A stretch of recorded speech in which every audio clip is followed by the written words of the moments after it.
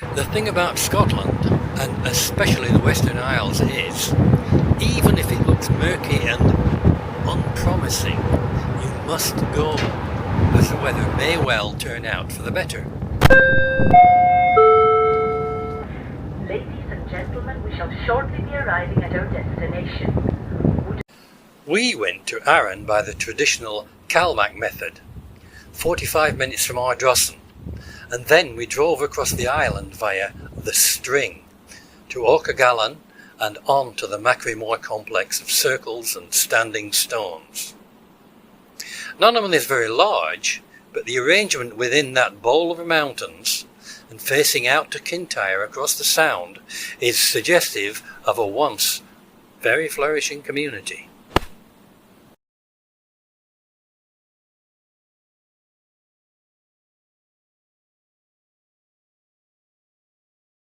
How did they get there 5,000 years ago? And how did they communicate with people on the mainland? Today, Kintyre is 600 metres away at the closest point, while the mainland is at minimum 2 kilometres away.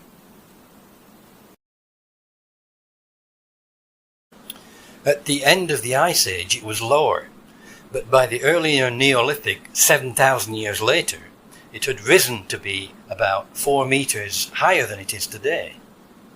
So it would have been a longer trip, and in the smaller boats they would have had, Kintyre would still have been the closer side. Machrie Moor stones are in the Scottish tradition of burial kists, similar to the Netherlargy sequence at Kilmartin.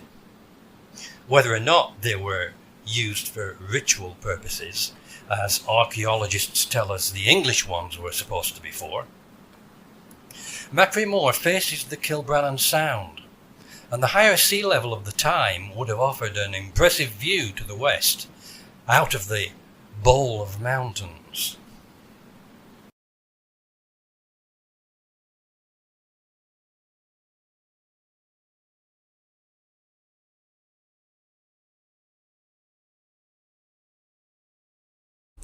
Arran is a bit of a geological wonder, and it is a UNESCO geopark. The north is Cambrian, the south Carboniferous and Permian, and they're sliced through by the Highland Fault continuation.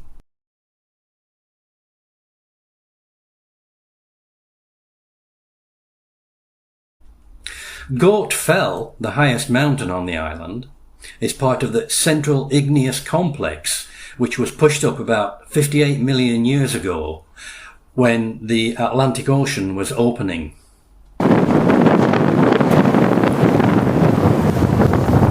We had a good day.